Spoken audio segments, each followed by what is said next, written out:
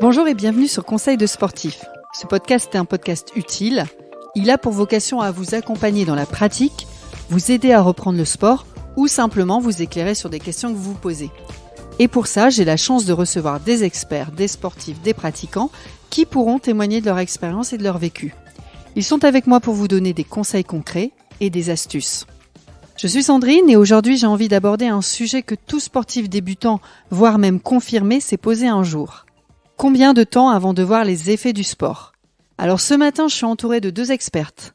J'ai Julie, elle bosse chez Decathlon, elle est coach sportive et nutritionniste. Vous l'avez déjà entendue sur d'autres conseils. Et j'ai Céciliane, alors là c'est la coach du bébé jusqu'au senior. Elle bosse aussi chez Decathlon. Bonjour Céciliane. Bonjour Sandrine. Alors dis-moi, première question, combien de temps avant de voir les effets du sport ? Alors c'est une question que j'entends beaucoup. Je suis coach sportif et en effet pas mal de clients me posent cette question. Et en général, j'ai pas de réponse toute faite pour eux, malheureusement, parce que ça dépend de plein de choses. Et j'ai quand même une petite réponse à leur apporter pour éviter qu'ils abandonnent avant de voir les effets du sport. Eh bien, on les ressent. Dès la première séance qu'on va faire, on va sentir que le corps est délié, on se sent plus détendu. On peut même sentir qu'on s'endort plus facilement ou que le sommeil est un peu plus réparateur. Et puis au fur et à mesure des séances, on va sentir qu'on est peut-être un peu plus solide, un petit peu plus souple, que le souffle est amélioré. Par exemple, quand on monte les escaliers, on se sent un peu moins essoufflé à la fin, ou quand on court après son bus, voilà.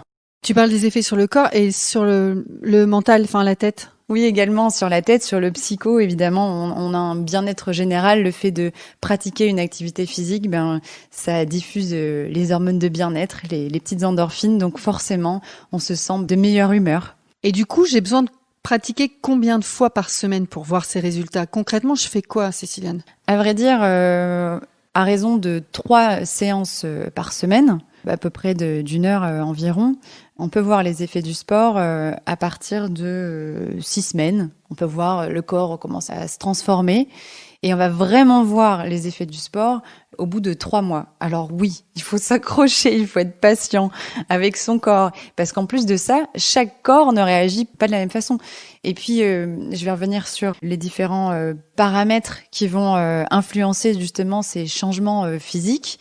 Les changements physiques vont dépendre de la fréquence de ta pratique. Donc forcément, si tu pratiques 3 fois semaine, tu verras plus rapidement les effets que si tu pratiques 1 fois semaine.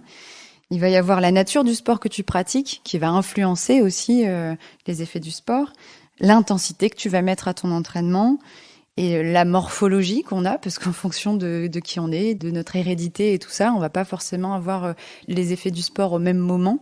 Et puis évidemment, il y a l'alimentation, mais ça, je pense que Julie va pouvoir vous éclairer davantage parce que c'est vraiment un biais important pour voir les effets du sport sur le corps.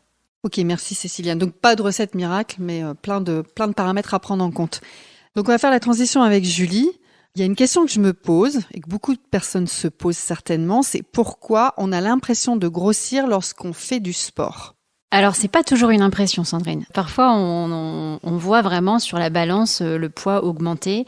Et il y a 3 raisons principales à cela. La première, ça s'appelle l'hypertrophie transitoire. C'est-à-dire que juste après une activité sportive, on a une accumulation de sang et d'eau qui est nécessaire à la construction musculaire et au fonctionnement du muscle pendant l'activité, qui fait que le muscle augmente de volume et pèse plus lourd. Donc si je me pèse juste après mon sport, je risque d'avoir pris quelques grammes, voire 1 kilo. Voilà. Alors c'est transitoire, ce n'est pas grave. Si je me pèse 48 heures après, je retrouve un poids qui est à peu près équivalent à celui que j'avais avant ma pratique sportive. La deuxième raison, c'est que la plupart du temps, je fais du sport, donc j'ai le droit de manger plus. Oui, j'ai le droit de manger plus. Oui. Merci. Alors, effectivement, quand on fait du sport, on a davantage faim puisqu'on dépense plus de calories et donc on a besoin de compenser cette dépense calorique en mangeant plus.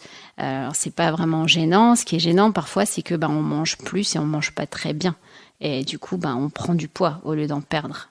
Donc, l'alimentation a toute son importance. C'est une des priorités de toute manière quand on a une démarche de perte de poids. D'ailleurs, tu nous l'expliques dans un des podcasts sur conseils de sportifs, sur manger sainement. Oui. La troisième raison, c'est que en fait, l'activité physique permet donc de augmenter ce qu'on appelle la masse musculaire. Et donc, le muscle étant à volume égal de la graisse plus lourd, en fait, on a une balance qui nous indique un chiffre similaire à ce qu'on avait ou qui augmente également.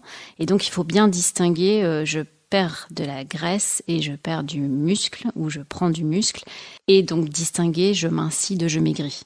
Donc, je mincis, je perds de la graisse et donc je perds des centimètres. Et donc, l'outil de mesure, c'est plus trop la balance, mais c'est plutôt le mètre de couturière qui va nous permettre de constater que l'on perd des centimètres et donc de la graisse, ou c'est un jean un peu trop serré qu'on avait et qu'on reteste au fil des séances de sport, ou alors c'est encore une balance impédance métrique qui va nous permettre de mieux évaluer la composition corporelle en graisse et en muscles de notre corps. Donc tu es d'accord pour dire que la combinaison gagnante, c'est l'activité sportive et l'alimentation? Oui.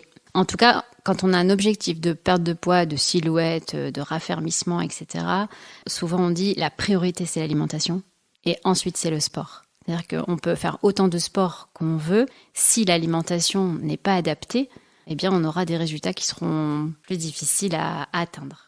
Ça marche. Vous avez une phrase de motivation ou quel conseil là vous me donnez si demain je me mets au sport? Si j'ai envie de mincir, une seule phrase, 3 mots. Je te dis félicitations déjà parce que c'est super, mais surtout patience. Garde ta motivation et régularité. Sois régulière dans ta pratique et tout ira bien. Ça marche. Et toi Julie, tu me dis quoi?